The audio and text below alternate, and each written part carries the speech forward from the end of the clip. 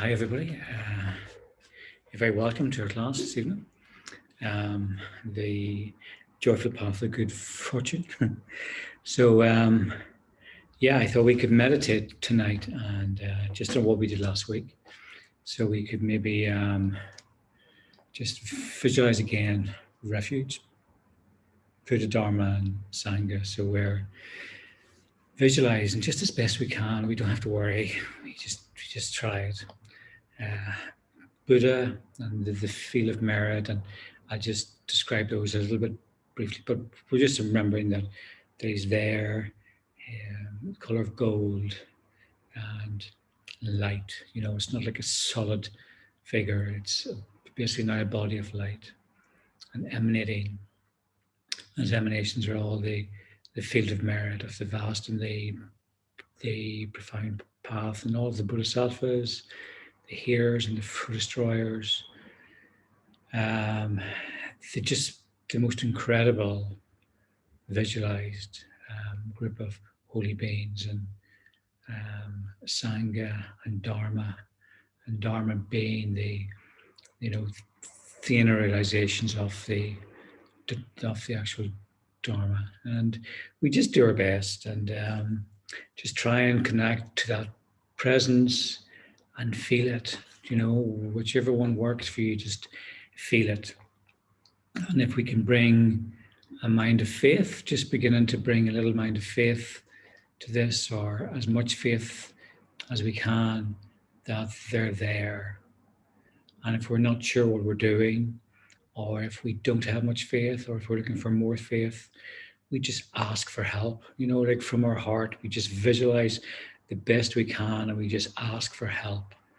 You know, help me understand this, help me feel this presence, you know, and we can beg for it. You know, it sounds like a funny thing to say, but we can really be like, please, you know, help me, you know. And maybe our minds this evening a little bit upside down, a little bit disturbed, and we can make requests right there.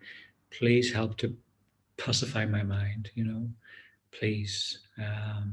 Without expectation, you know, we're just making sincere requests, developing our mind of faith, and just seeing what happens, you know, just almost like letting go, just like letting go of everything. And I think I was saying last week about that quote I read. It's kind of been in my mind for a while, actually, that our deepest fear is not that we are inadequate. Our deepest fear is that we are powerful beyond measure. You know, and this is, we're tuning into that, you know, with this like assembly of holy beings there, of all good qualities, all virtuous minds, pervading all of space. And, you know, we don't have to be timid and small and like narrow about our visualization. We can make it as vast as we can, like limitless. You know, there's no beginning, there's no end to space. There's no point where it says space ends here. You know, it's like it goes on. You know, so we can, if we can just begin to learn to like train our mind and cultivate our mind. That we're just absorbing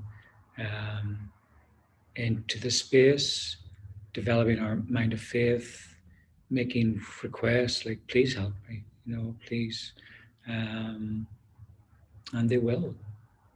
You know, without a doubt. Whatever you need, you know, we gain, you know. So and we're beginning to plant seeds, you know, plant those seeds of purity. You know, we're like connecting to purity, connecting to deep purity, and with our intention, we talk about tonight about bodhicitta. We develop like a motivation of bodhicitta, where we become enlightened for the benefit of every living being, of like everyone. And we're in that company of those who have done that, you know, and they are benefiting everybody. And I suppose before we sort out, just said that we try not to, you know, we don't I think Geshe said last year, like, don't worry, just like try, we just don't worry. And as I was saying before, I usually do the opposite, where I worry and I don't try, and this is the opposite of that, like flipping it upside down. We don't worry, we just try.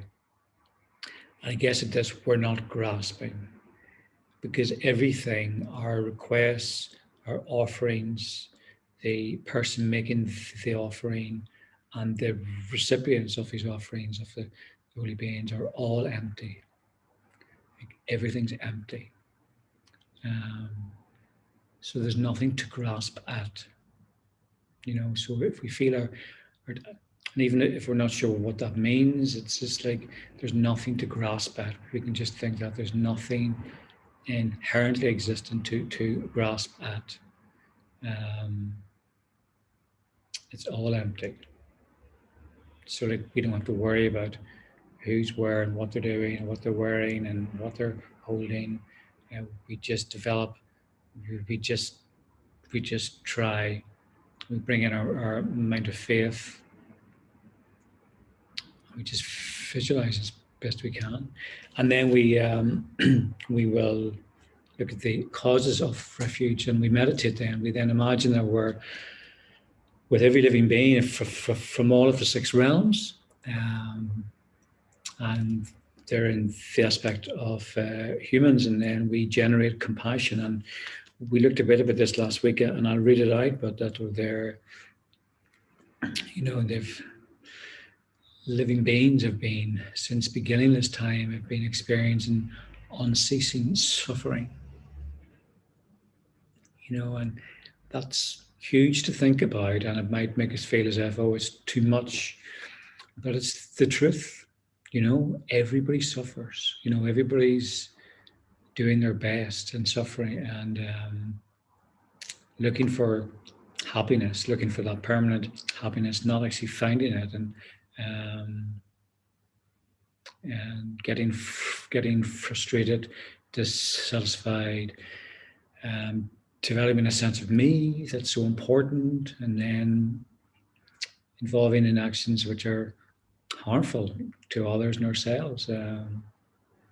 Everybody's, and it's beautiful right now outside. We can see that spring's right here, and it looks so beautiful, and it is. We can, but we know even within nature there is so much suffering. So animals are constantly in fear of being prey, and our prey. They're eaten alive. Ripped apart, and we just look at it, every different realm and the element of suffering that's there, and then we can think, we have this perfect opportunity as human beings, with all our freedoms and endowments, which we'll explore lower, but we've got this perfect opportunity for liberation, but we just don't know how long we've got. We've got to grasp this. I said before, don't grasp, and generally don't grasp. But on this occasion, we grasp in like a non-graspy way, but we're like, I have this opportunity. I have this incredible opportunity. I'm going to take it. I'm going to realize my own mind. I'm going to do it for the benefit of everyone, every living being. So yeah, we generate the cause for refuge, and then we seek it. We go for refuge to the gurus, to the Buddhas, to the Dharma, and to Sangha. So we don't worry, we just try it out. And so I will pause the prayers at a certain point in the sadhana, just so that you're aware, and it's just going to be at the point of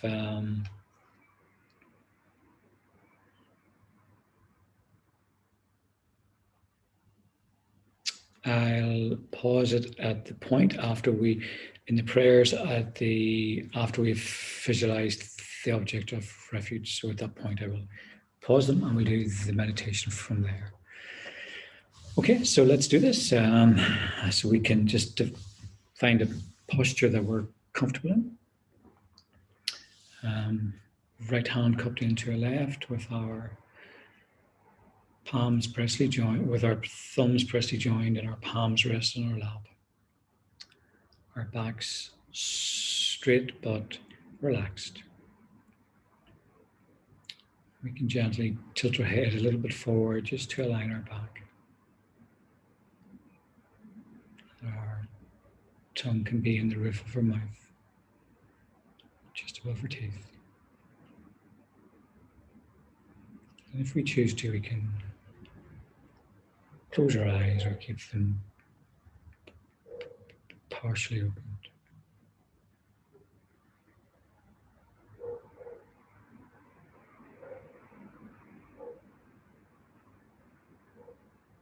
And we just begin with just a couple of minutes of breathing meditation.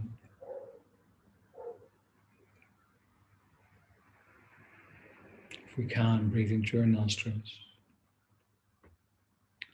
breathing naturally.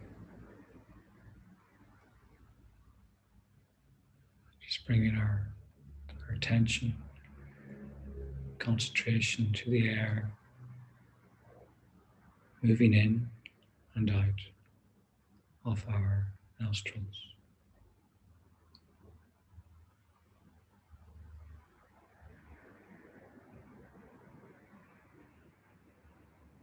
Keeping a very relaxed mind,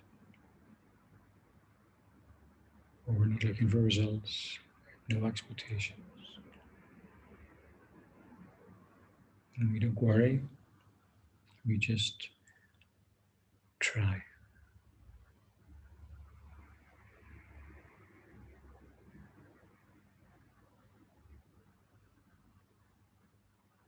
And we can begin with the prayers.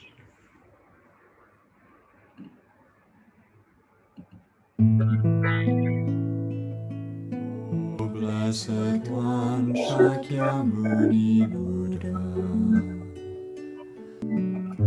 precious treasury of compassion, bestower of supreme inner peace, you who love all beings without exception, are the source of happiness and goodness, and you guide us to the liberating path. Your body is a wish-fulfilling jewel. Your speech is supreme purifying nectar, and your mind is refuge for all living beings.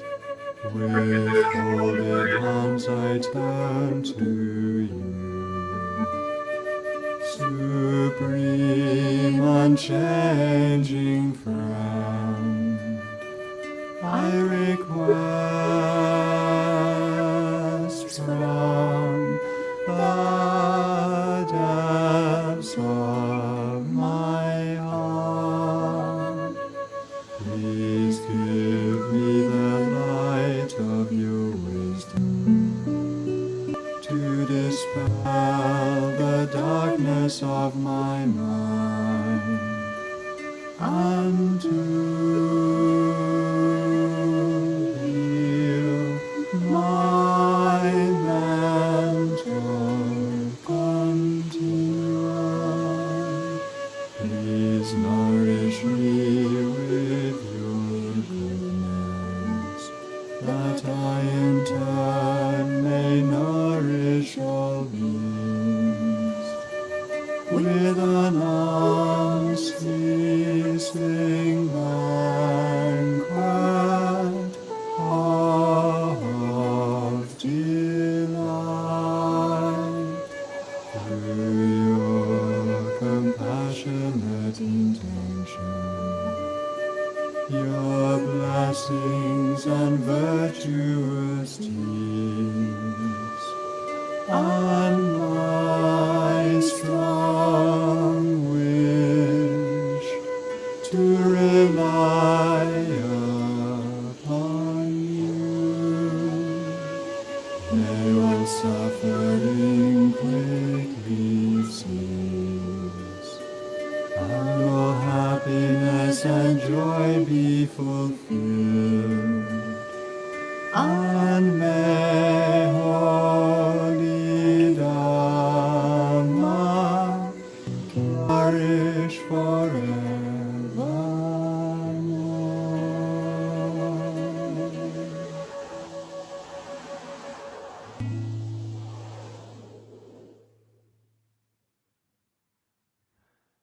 May the whole ground become completely pure, as level as the palm of a hand, and as smooth as lapis lazuli.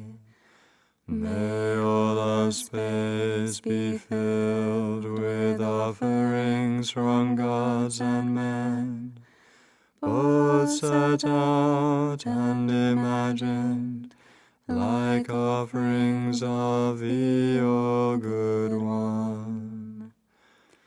In the space in front, on a lion throne, on a cushion of lotus, sun and moon, sits Buddha Shakyamuni, the essence of all my kind teachers, surrounded by the assembly of direct and indirect gurus, Yidams, Buddhas, Bodhisattvas, heroes, solitary conquerors, heroes, dakinis, and Dharma protectors.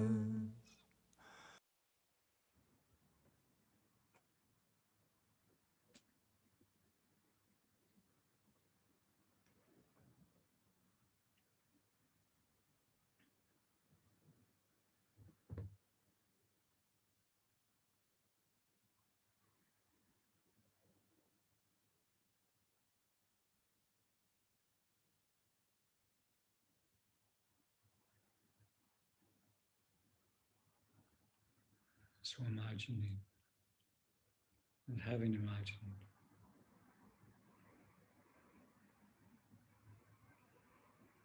that we have made offerings, vast, boundless,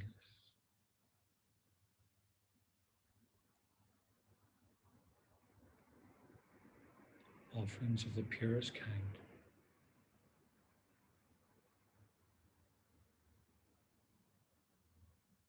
We just imagine that we have made these pure offerings, covering the whole of space. All the Buddhas and Bodhisattvas, and all the other holy beings.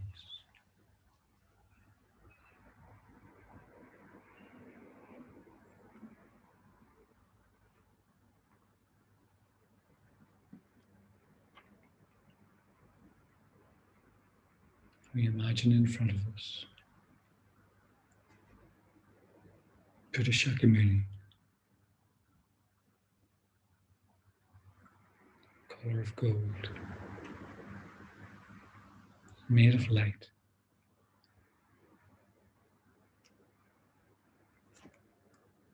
We just imagine this central figure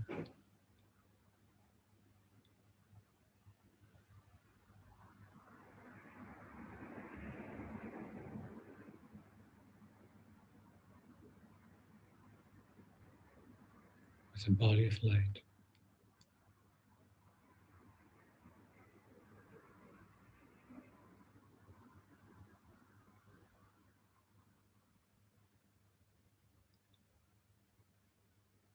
We just begin to let go of all conceptual thought. Just feel the presence of this living Buddha. smiling with us with great compassion and great love.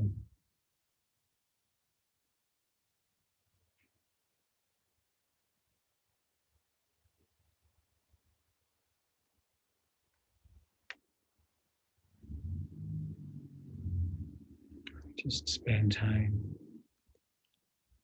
in this loving, compassionate, and wisdom presence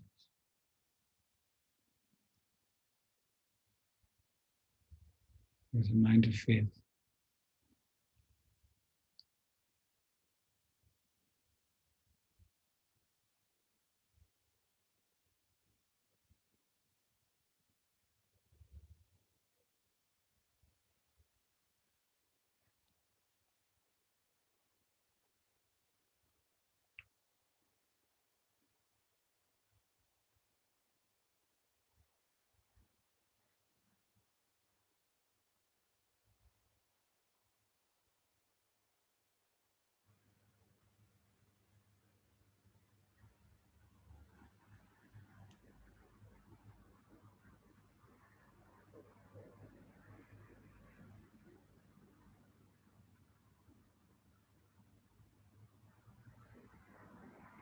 We imagine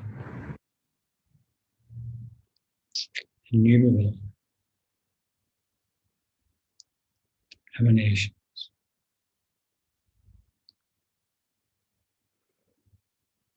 appearing from his heart, appearing a vast assembly of gurus, deities, and Buddhas who are the Buddha jewel.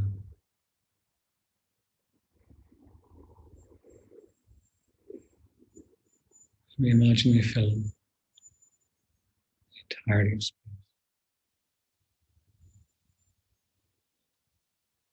Boundless.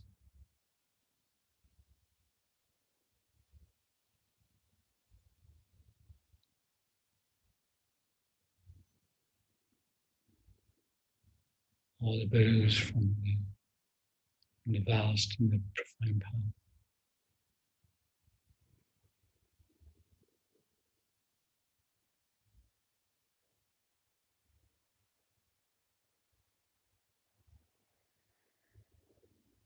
And Yeshua, betrayer.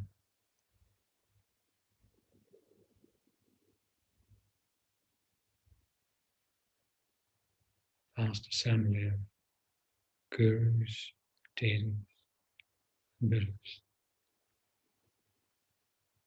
who are the Buddha jewel. And all the bodhisattvas, solitary realizers, hearers, heroes, heroines, and Dharma protectors are the Sangha jewel.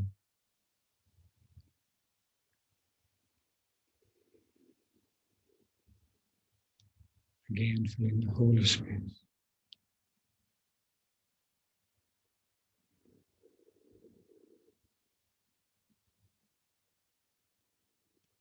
Holy beings in our presence.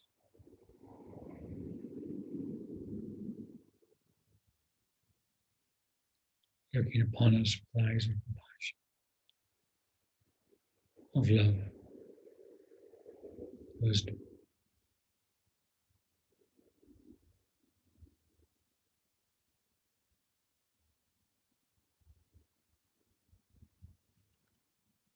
In front of the holy beings is a small marble table supporting scriptures that they have composed.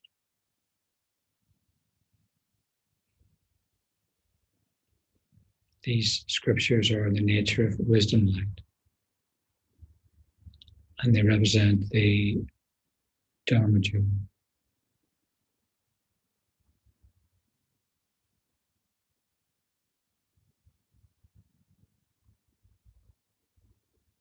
We've visualized them, and we regard them as, in essence, the inner realizations of the holy beings.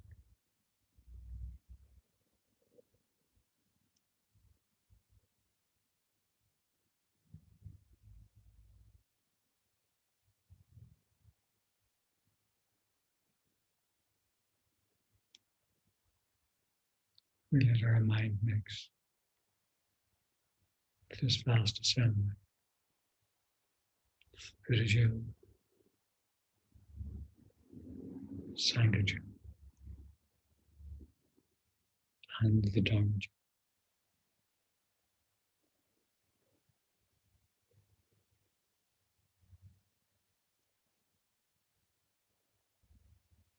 And we imagine that because the objects of refuge are countless, they pervade the whole of space.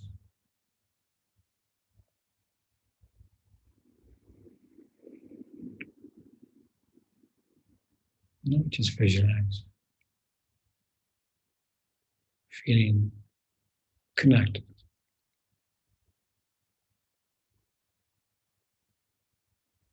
feeling relaxed.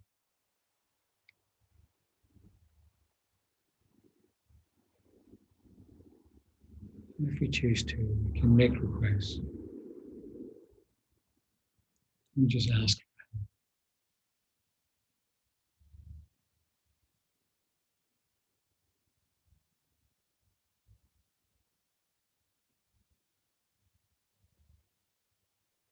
And when we have established this visualization,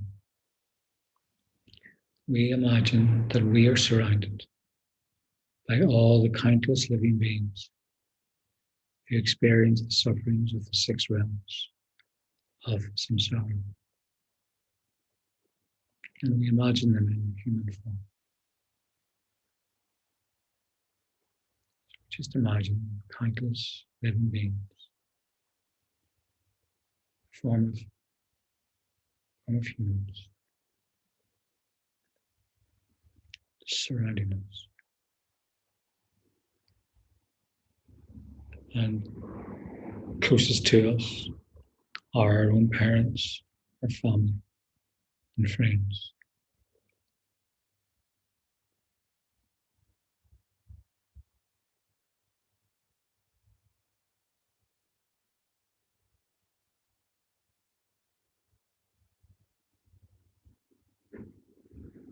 In order to generate the causes going for refuge,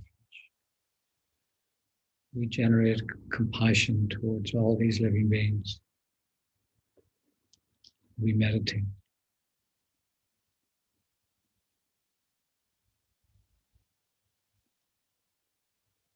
Unceasingly, since time without beginning, I have been experiencing the various kinds of suffering. Again and again, I have undergone the pains of each of the six realms, uncontrolled rebirth, without freedom or choice. Now I have obtained a precious human life with all the necessary freedoms and endowments, and I have discovered Dharma.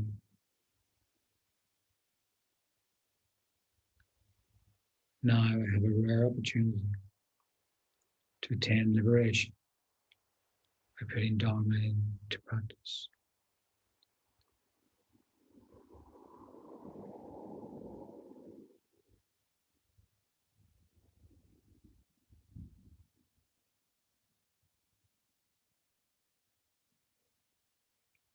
Nevertheless, it remains very difficult to attain liberation because my mind is heavily burdened with delusions, preventing me from gaining realizations.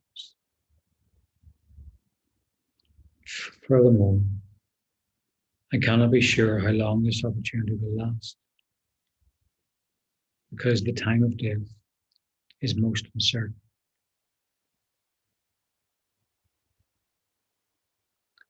If I die today, or in a few months' time, I will have no control over my birth and rebirth, over my death and rebirth.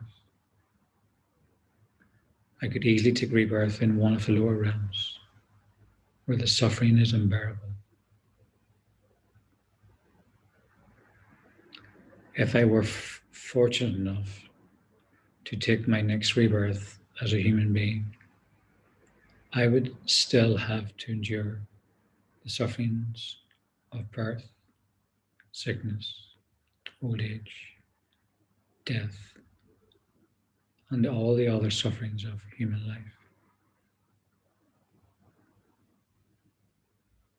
Even if I were to take rebirth as a god, I would not be free from suffering. Therefore, I must use this chance to attain liberation.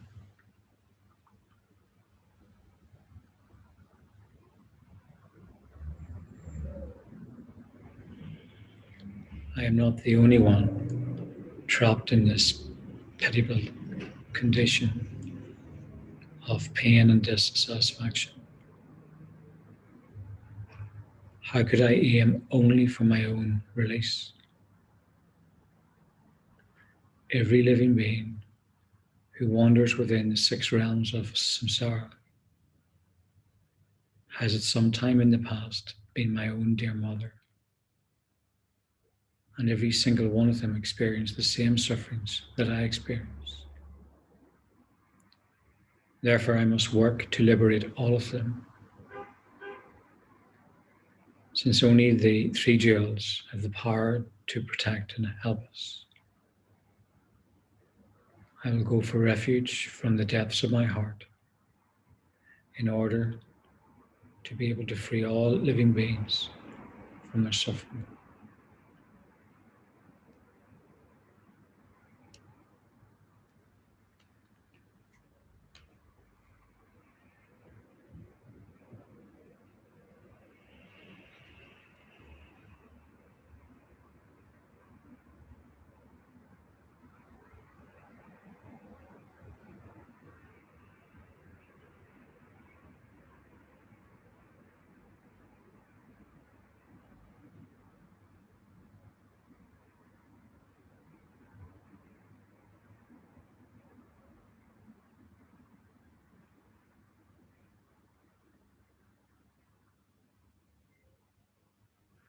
In this way, we generate the causes of going for refuge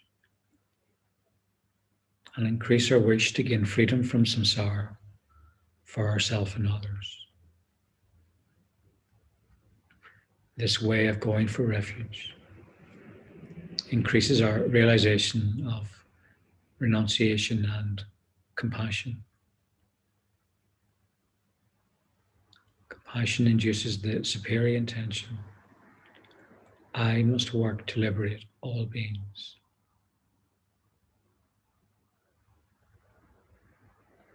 Recognizing that we need to go for refuge if we are to fulfill this wish.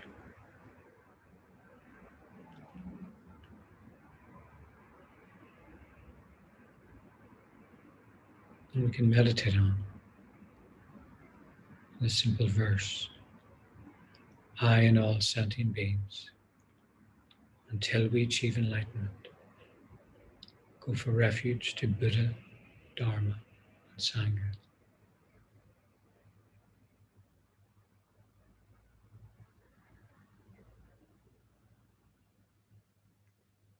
I and all sentient beings, until we achieve enlightenment, go for refuge to Buddha, Dharma, and Sangha.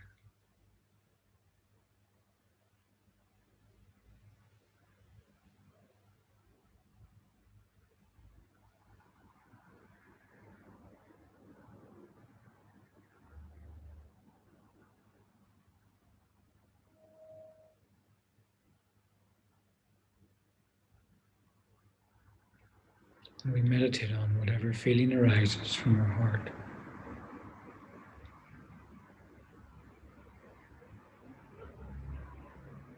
We're going to go for refuge to the Buddha, the Sangha, and the Dharma.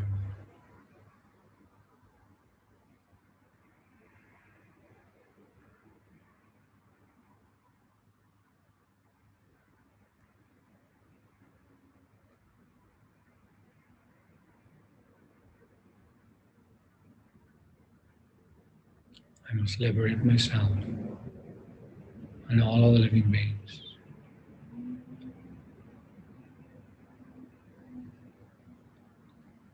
Till then, I'll go for refuge to Buddha, Dharma, and Sangha.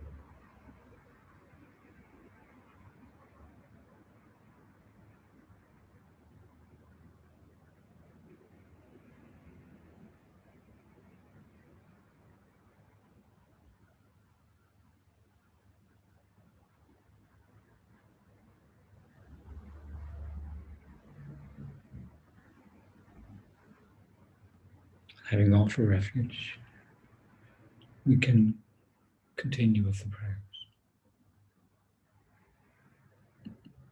I and all my kind mothers, fearing samsara's torments, turn to Buddha, Dharma, and Sangha, the only sources of refuge.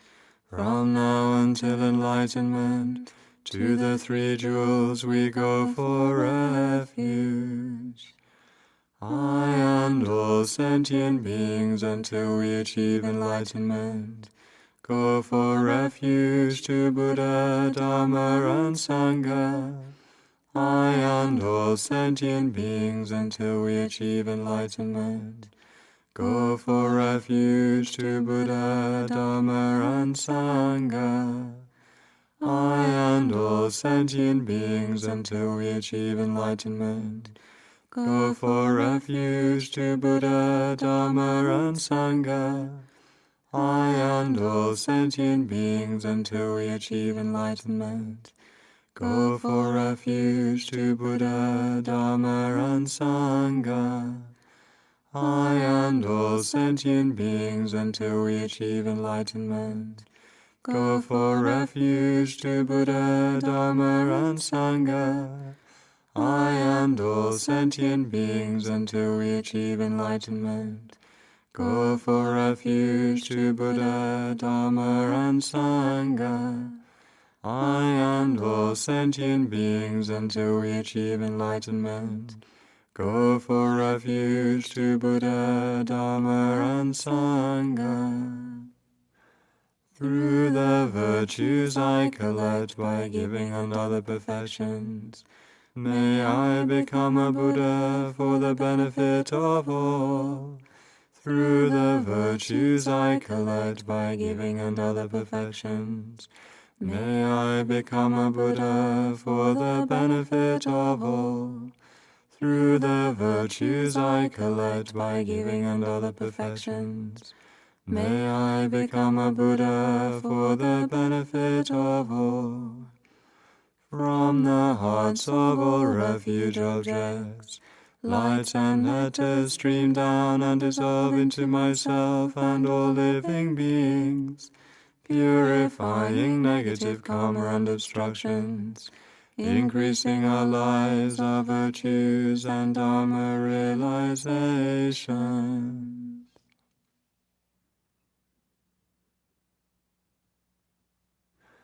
May everyone be happy. May everyone be free from misery. May no one ever be separated from their happiness. May everyone have equanimity, free from hatred and attachment. You, protector of all beings, Great destroyer of hosts of demons, please, O blessed one, Lord of all, come to this place with your retinue. With my body, speech, and mind, humbly I prostrate, and make offerings both set out and imagined.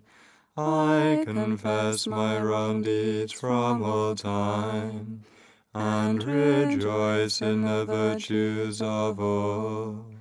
Please stay until samsara ceases, and turn the wheel of Dharma for us. I dedicate all virtues to great enlightenment. The ground sprinkled with perfume and spread with flowers, the great mountain for land, sun and moon, seen as a Buddha land and offered thus. May all beings enjoy such pure lands. I offer without any sense of loss the objects that give rise to my attachment, hatred, and confusion. My friends, enemies, and strangers are bodies and enjoyments. Please accept these and bless me to be released directly from the three poisons. Idam Guru Ratna Mandalakam Niryatayami.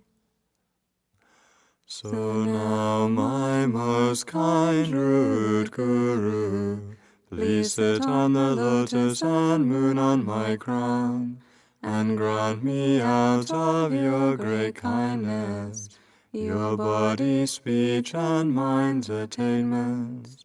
I make request to you, Buddha Shakyamuni, whose body comes from countless virtues, whose speech fulfills the hopes of mortals, whose mind sees clearly all existence. I make request to you, Gurus of the lineage of extensive deeds, Venerable Maitreya, noble Sangha Vasubandhu, and all the other precious teachers who have revealed the path of vastness. I make request to you, Gurus of the lineage of profound view, Venerable Manjushri Nagarjuna Chandrakirti, and all the other precious teachers who have revealed the most profound path. I make request to you, Gurus of the lineage of secret mantra, Conqueror Vajradhara, Tilopa, and Naropa, and all the other precious teachers who have revealed the path of Tantra. I make request to you, Gurus of the old Kadam lineage, the second Buddha Tisha Drom Tompa Geshe Potawa, and all the other precious teachers who have revealed the union of vast and profound paths. I make request to you, Gurus of the new Kadam lineage, Venerable Tsongkhapa Jampa Gyatso Kedrupje, and all the other precious teachers who have revealed the union of Sutra and Tantra. I make request to you, Venerable Khalsang Gyatso, protector of a vast ocean of living beings, unequal teacher of the paths to liberation and enlightenment, who accomplish and explain everything that was revealed by the fourth deliverer of this fortunate eon. I make request to you, my kind precious teacher, who care for those with uncontrolled minds, untamed by all the previous Buddhas, as if they were fortunate disciples. Please pour down your inspiring blessings upon myself and all my mothers, so that we may quickly stop all perverse minds, from disrespect for our kind teacher, to the most subtle jewel appearance. Please pour down your inspiring blessings, so that we may quickly generate pure minds, from respect for our kind teacher, to the supreme mind of union. Please pour down your inspiring blessings to pacify all outer and inner obstructions. Please pour down your inspiring blessings upon myself and all my mothers, so that we may quickly stop all perverse minds, from disrespect for our kind teacher, to the most subtle dual appearance. Please pour down your inspiring blessings, so that we may quickly generate pure minds, from respect for our kind teacher, to the supreme mind of union. Please pour down your inspiring blessings to pacify all outer and inner obstructions. Please pour down your inspiring blessings upon myself and all my mothers, so that we may quickly stop all perverse minds, from disrespect for our kind teacher, to the most subtle dual appearance. Please pour down your inspiring blessings, so that we may quickly generate pure minds, from respect for our kind teacher, to the supreme mind of union. Please pour down your inspiring blessings to pacify all outer and inner obstructions. From the hearts of all the holy beings, streams of light and nectar flow down, granting blessings and purifying.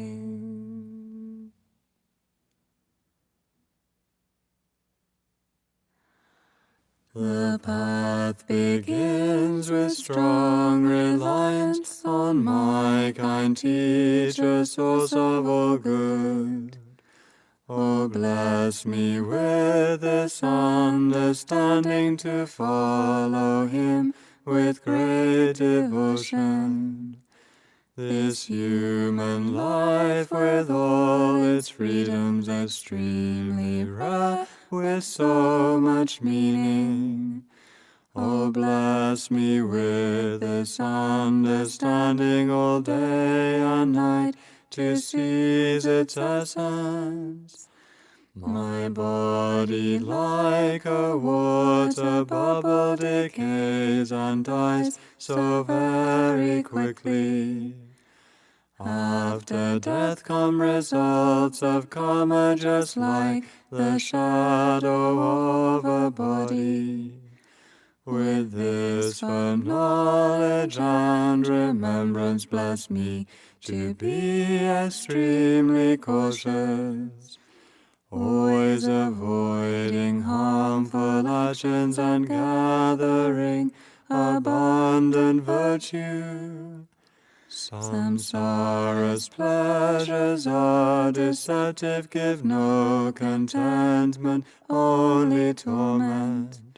So please bless me to strive sincerely to gain the bliss of perfect freedom. Oh, bless me so that from this pure thought come mindfulness and greatest caution, to keep as my essential practice the doctrine's root, the Pratimoksha. Just like myself, all my kind mothers are drowning in samsara's ocean. Oh, so that I may soon release them, bless me to train in bodhicitta.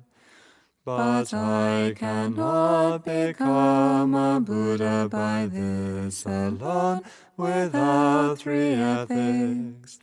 So bless me with the strength to practice the Bodhisattva's ordination, by pacifying my distractions and analyzing perfect meanings.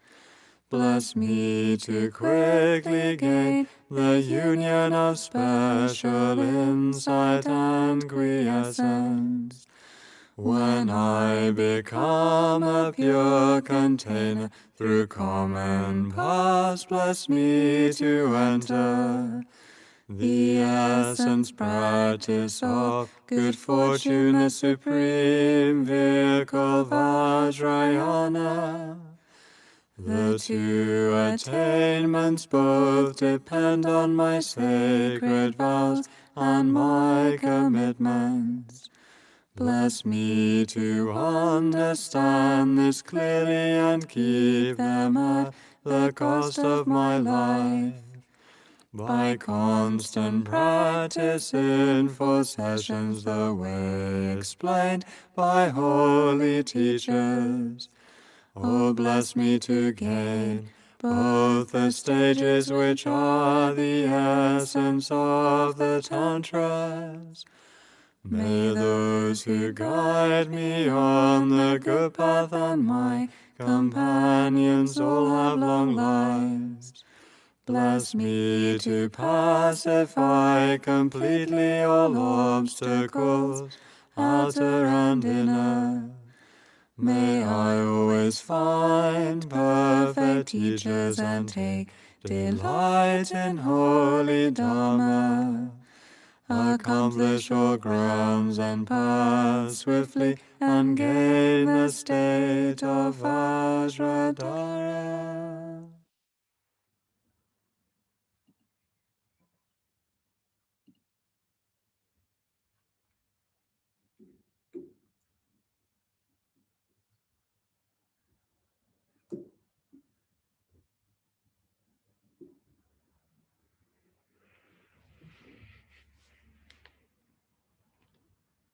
And slowly we can relax our concentration.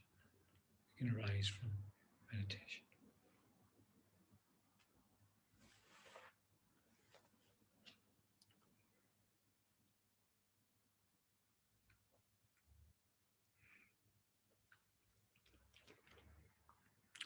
I was thinking before that whenever we were, well, I was saying about asking for help. Um, it sounds like a basic thing. It sounds like something we do as like sort of like a beginner. It's like a beginner's thing. Like I need help, like put your hand up if you need help. It sounds such like a beginner thing, but I think it might be one of the most advanced practices. You know, not a beginner practice at all. We talked briefly about this to somebody recently, but and I was also thinking about this, the whole concept of like refuge, and maybe it's a bit alien to some of us, and maybe we're unsure. But I was thinking if I can pacify my mind through breathing meditation, and that's a preliminary practice, that's like a preparation practice. But if I can pacify my mind temporarily, what else is out there? What else? What's is this like becoming this power beyond actually measure, and it's accessible, like it's right there. We just have to like tune into it, tune into this refuge, to these Buddhas and Bodhisattvas, and like ask for help, you know, and beg for help. and and I was thinking before that, I think I said it previously, but I think one of the very quick things I learned, and I'm learning, is that I can't do this by myself. Like Ian, this concept of I, this concept of Ian, cannot do this. And in fact, I have to drop this concept of Ian, of I. Um, I have to let that go with so I can't do it by myself. And there is help there. It's is accessible. And I just have to make a sincere wish and a sincere request. And it can help me along my spiritual path. It's just, um, but I cannot do this alone. That's, if there's one takeaway I was learning very quickly was like, I can't do this, I can't do it. And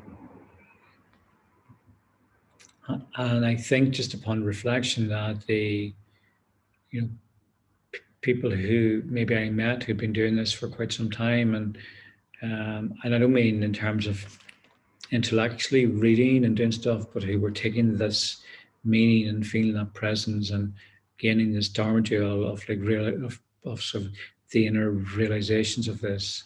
Um, the request for help had begging involved in it. Like literally like begging for help. And we don't like that. This concept of person and self and ego does not like that. It doesn't like to beg. Um, but ego's not going to get us there. It's one direction, but we're talking about going in another direction completely. So anyway, it's kind of beneficial for me, and it continues to be beneficial to me whenever I can actually remember it. And I also thought, and maybe say it now in case I forget later, but Conchita, who's the principal teacher here for Patala, is doing a day course on refuge on Saturday coming. And it's at Cityside, it's online, and it's also in person. I think it begins at 10 o'clock and there's 3 or 4 sessions. So it'll explore refuge and deeper, and refuge is explored deeper later in this book, but it'll definitely go there as well. So it's available. I'm just saying if it's something you look. Okay, so we can move on to page 72 of this edition I have, which is generating bodhicitta. So bodhicitta, whenever we talk about intention and everything being about intention, this wish and this intention. And I mean, our intention dictates our actions, and bodhicitta is this supreme intention. It says, having gone for refuge, we now generate bodhicitta by meditating. What will it be like when I become enlightened? What will it be like? And we have to think, well, we don't have to do anything, but it's so beneficial to think this way, because if we're thinking with this limited sense of self, this like, oh, I couldn't do it, and I'm too busy, and I've got this mortgage to pay, and I've got this family to raise, and I'm having all these problems, and I'm in these unusual conditions have arisen, and that's caused more problems. I don't have time, and we can maintain trapped in this like limited self. Things I'll do it tomorrow, or I'll do it next time, or I'll do it in the next life, and we're always putting it off. We can think, what will it be like whenever I become enlightened? I will possess every good quality, and I will be completely free from all faults, all sufferings, and every kind of hindrance. I will have perfect ability to help all other living beings. My emanations will be as numerous as living beings, and I will use them for the benefit of all.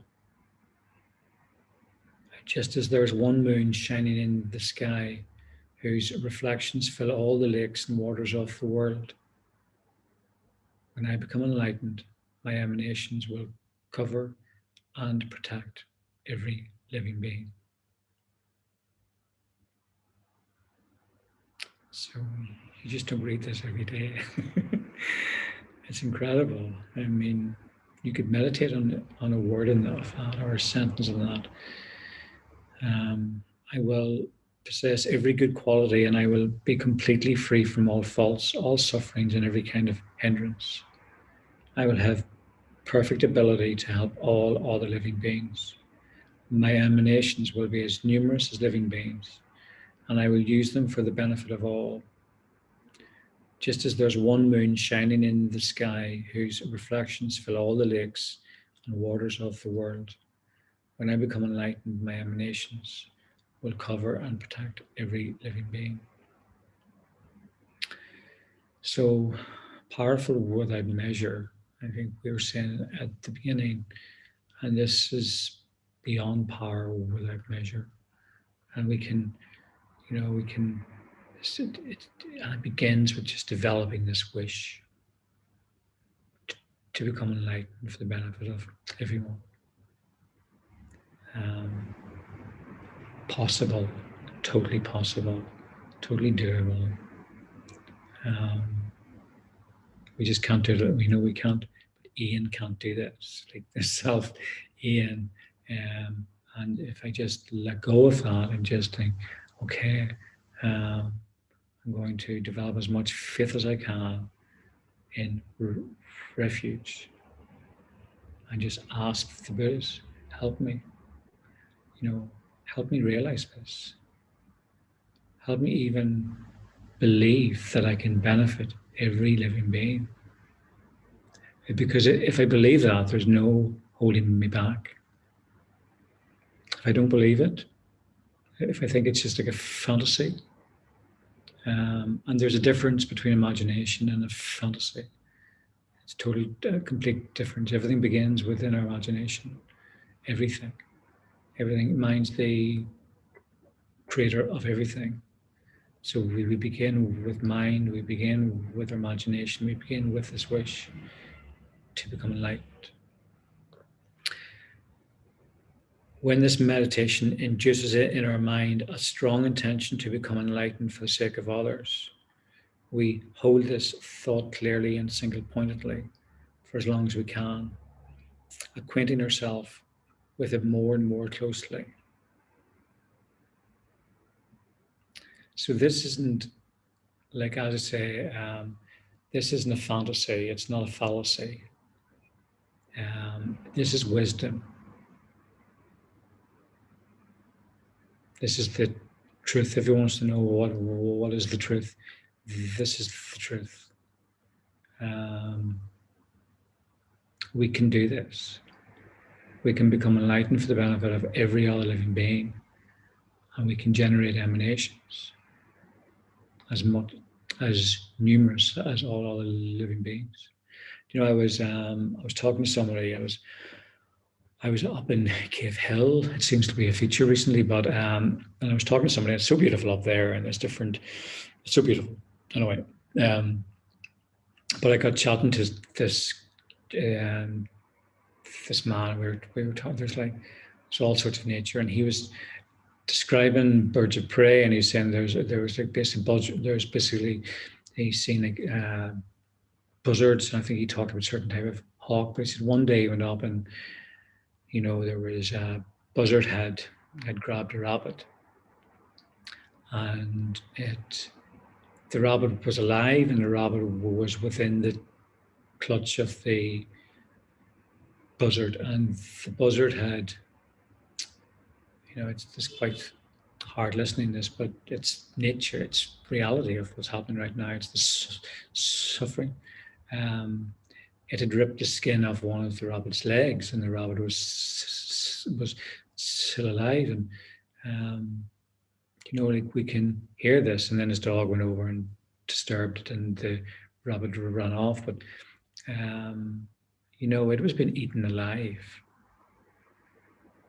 And this is whenever we talk about compassion in that last meditation, on compassion for all living beings and the experiences of suffering from each of the different realms, and the experience of suffering from the animal realm, like always knowing that they could be prey at any point, and whenever they are, it's they're like ripped apart, whilst alive, and that other creating karma and experience, just so much.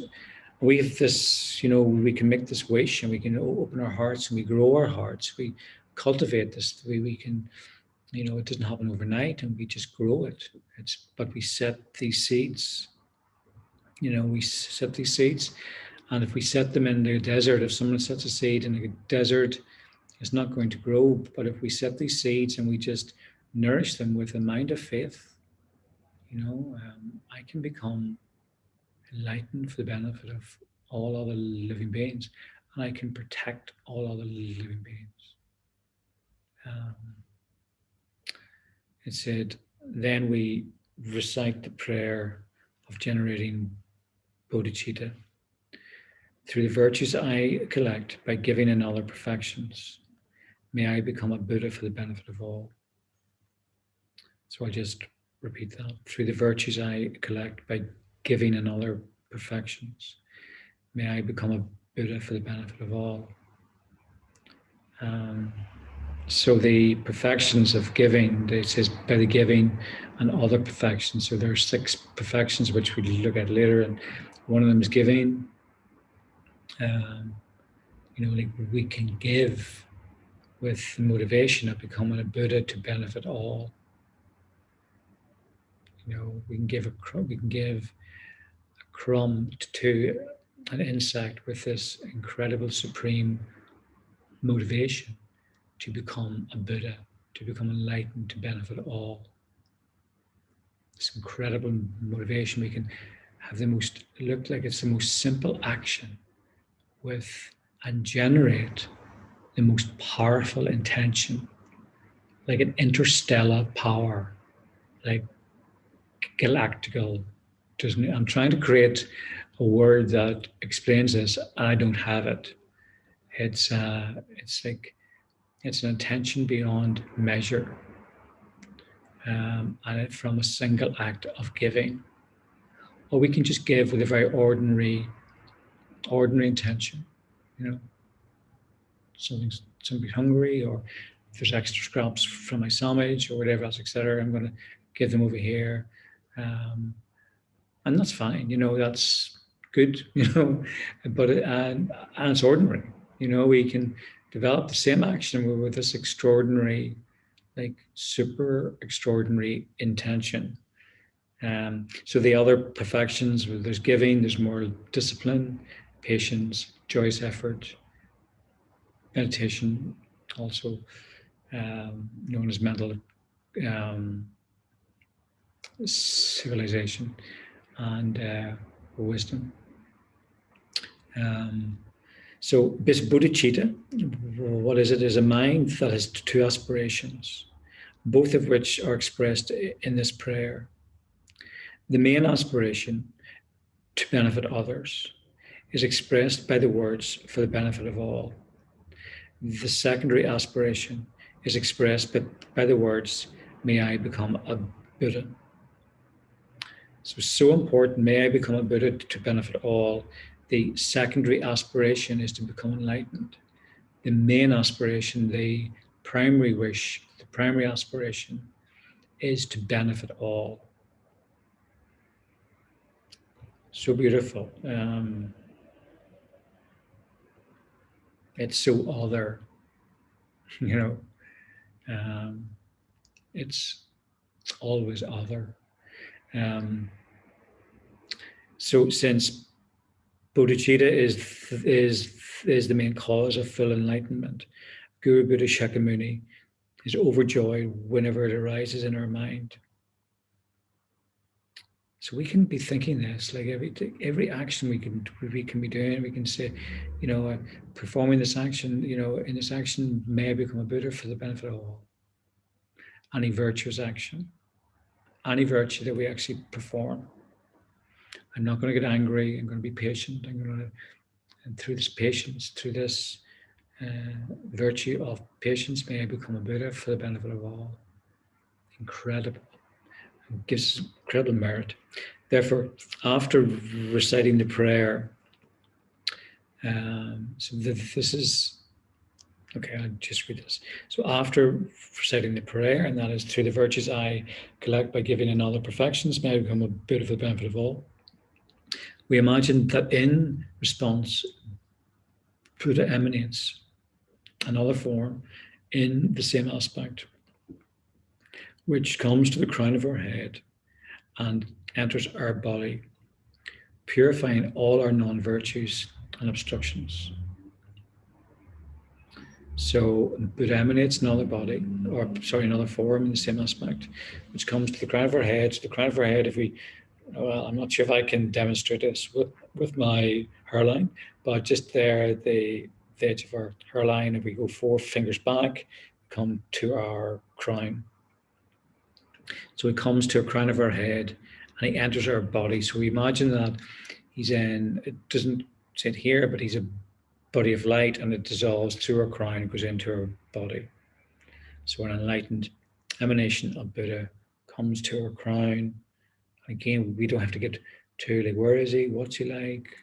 You know, where is he? We can just imagine he's there. He dissolves, this golden light dissolves into our body. Buddha, it's a self-generation practice. It's a tantric practice. So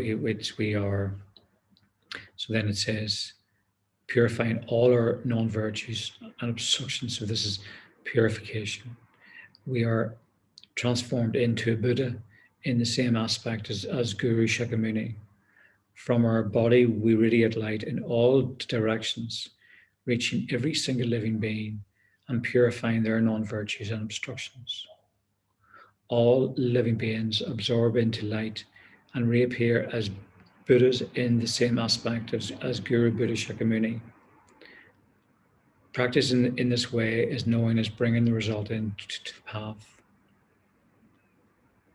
So Buddha comes to our crown, he dissolves into our body, purifies all our non-virtues and obstructions. And then we imagine, so Ian's gone, this isn't all about me, by the way. It's only Ian, no, but so you just imagine you're transformed into a Buddha, so it's a self-generation. You're generated, you leave your ordinary identity, and now you generate into a Buddha. All of your non-virtues of your excuse me, non-virtues and obstructions are completely purified. You're now a Buddha, and from your new identity as a Buddha in the same aspect as Guru Buddha Shakyamuni. From our new body, we radiate light in all of the directions, everywhere. And we reach every single living being, purifying their non-virtues and obstructions. All living beings absorb into light and reappear as Buddhas in the same aspect of Buddha Shakyamuni. So this is like profound practice, and that's what I'm saying. These practices, totally incredibly powerful, profound, coming from imagination, coming from correct imagination. Or we can just go back to believing that we're a limited, ordinary person with so many faults. We're not good enough. I'm not good looking enough. I'm not, I don't have the perfect body. Whatever it is, whatever our thing is, we can just keep ruminating on that, chewing in that on another self that doesn't exist, completely coming from basically our own imagination. Or we can imagine we have become enlightened. We become a Buddha. We have the power. We also have this incredible, profound power. We're putting the result into the path, where we are emanating lights, radiant light in all directions, which reach every single living being and purify their non-virtues and obstructions. All living beings absorb into light and reappear as Buddhas in the same aspect of Guru Buddha Shakyamuni. Practicing in this way is known as bringing the result into the path. It is so called because we are strongly imagining that we have already attained the future result of our practice.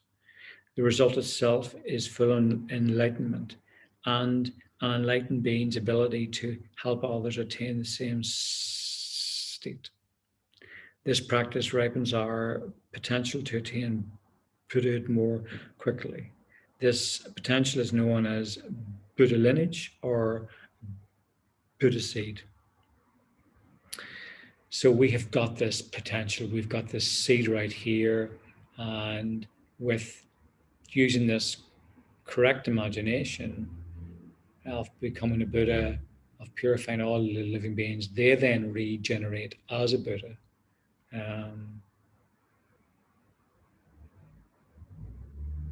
This ripens potential so quickly. It's so beautiful. It's so profound. It's so incredible.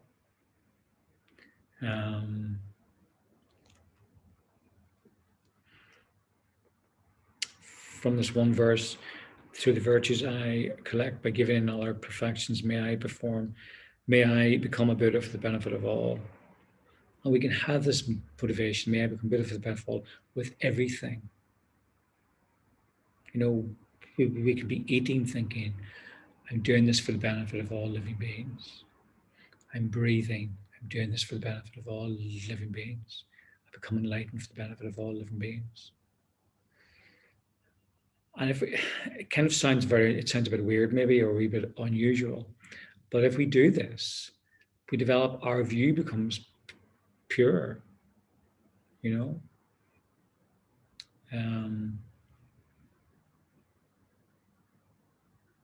as it says, this practice ripens our potential to attain Buddhahood for the benefit of everyone. We can do this. So we'll meditate on that next week, but I want to continue maybe with one of the four immeasurables, which is here. So then the next part is enhancing bodhicitta, the practice of the four immeasurables. So before beginning this practice, we need to reduce our divine pride. So we're not Buddha, we need to, divine pride's great, we can think I'm a Buddha, I'm going to benefit everybody, I'm going to liberate, and these lights come out. But now, Kish is advising us before beginning this practice of the four immeasurables, we need to reduce our divine pride and remember that we have only been imagining, and that we have attained the future result of our practice, and that in reality we ourselves and countless other living beings have yet to be enlightened. Fair enough. We can't argue with that. It's good. So to enhance our bodhicitta, so we want to grow this, we want to cultivate this, because it's not going to come unless you have incredible imprints, which you all may have, and you're just doing this for my benefit, which thank you so much if you are. To enhance our bodhicitta motivation, we practice the four immeasurables. 1, immeasurable equanimity. 2, immeasurable love. 3, immeasurable compassion. 4, immeasurable joy. Even their titles are incredible. These are called immeasurables because we practice them taking as our observed object all living beings whose number is immeasurable. So we imagine all living beings. I think we've seen before, even like if we took a cup of water from the sea, there is immeasurable plankton in it. We just can't, like countless, like sort of like innumerable living beings, which are immeasurable. When we practice immeasurable equanimity, we develop the wish for all living beings to gain the realization of equanimity, and we actively dedicate ourselves to help them do this. So we explain a wee bit later what we mean by equanimity. So we become an activist here. We're not, we're actively making a good dedication. When we practice immeasurable love and immeasurable compassion, we develop the wish for others to experience only happiness and freedom from suffering, and we actively to dedicate ourselves to make this happen. And when we practice immeasurable joy, we develop the wish that others should never lose the enjoyments and happiness that they experience in the future states of humans and gods, or this, the supreme joy of liberation. And we actively dedicate ourselves to prevent them being separated from temporary or ultimate happiness.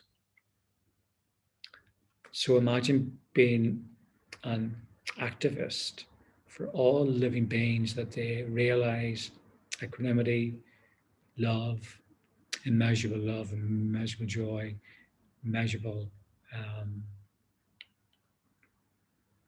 forgot, joy, immeasurable love, compassion, joy. Um, I mean, this is the kind of activist we want to be. Um, so each of the four immeasurables has got four parts: an immeasurable wish, an immeasurable prayer, an immeasurable superior intention, and an immeasurable request. So let's see if we can do equanimity here. Observing all living beings around us, we meditate. At some point in their past lives, all living beings have been related to each other as a mother or her own dear child, but they do not remember this, and so now they develop attachment, hatred, or indifference towards one another, feeling close to some and distant to others. Hatred and attachment motivate them to commit harmful actions, and as a result, they continue to experience problems. If everyone were to develop equanimity, they would not be governed by attachment and hatred, and they would find freedom from suffering. So I think this is us. I think, well, it's me.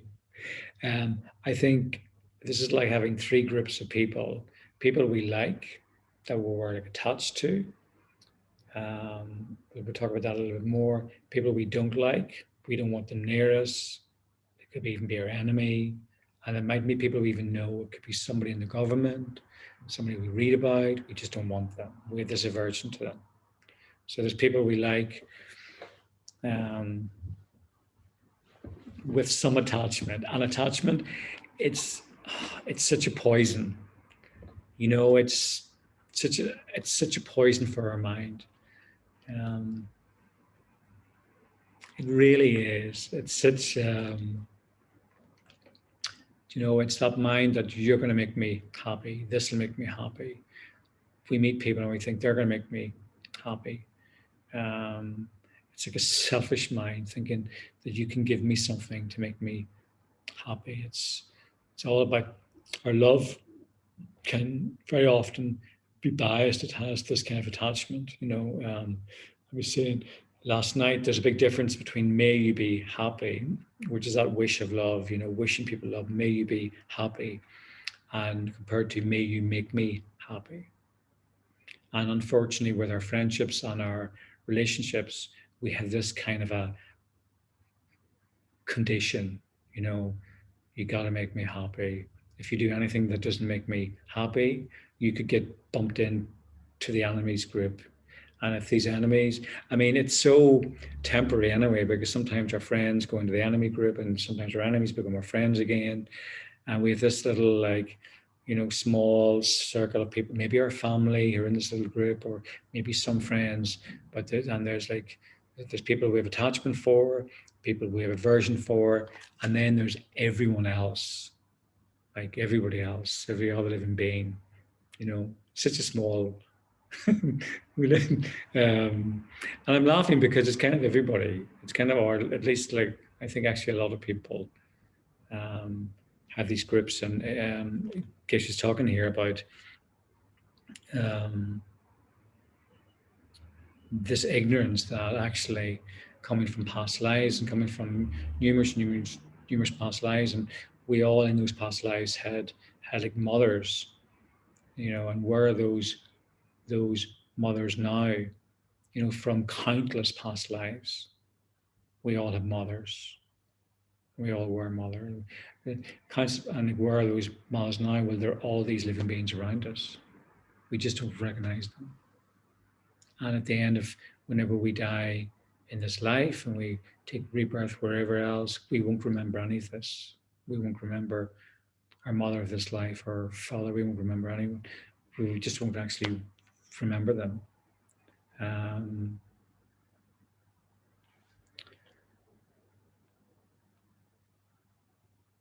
It's such a loving mind, even if we don't understand it, or we don't believe it, that, or even we're not sure of it, to think that this is my kind mother. This insect, this ant is my kind mother. It's such a pure mind. Such a pure mind. Even if we're not sure if it's true or not, we're a bit unsure of it, it's such a pure mind. It can only do us benefit to think of every all living being as being our mother, as being our kind mother. Such a beautiful mind.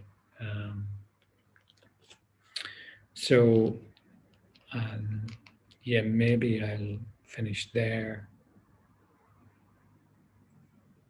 Yeah, but equanimity is looking at having like a warm feeling towards everybody. So it's I think we'll look at it a little bit later, but that sort of feeling, that just a warmth about everybody. I think somebody described it, or maybe I read it somewhere, like if somebody on the street asks you for directions, and maybe in this country, it's like we have so much time for them, we're like, where are you going? And we're very attentive and we're actually listening, and we want to guide them and want to give them the best possible route. And we're very warm, that there's a warmth there, and a warmth that's not got conditions. There's no attachment to it. It's just, and if we meet them again, great. If we don't meet them again, it's no problem, and it's not indifference. There is a warmth there. It's a warm, close feeling without attachment. So having these other minds of attachment and aversion, and then everyone else, are unbalanced minds. It makes our minds very unbalanced. And if we can have this level ground of equanimity, of having this, warm mind towards everyone, even the people who criticize us, even the people who don't like us. We just keep a warm mind towards them, like a warm heart. It's fine if they don't like me. It's okay. Okay, so yeah, thank you for listening, and I'll maybe break into some group rooms if I can, and I'll be back in about 15 minutes. Thank you.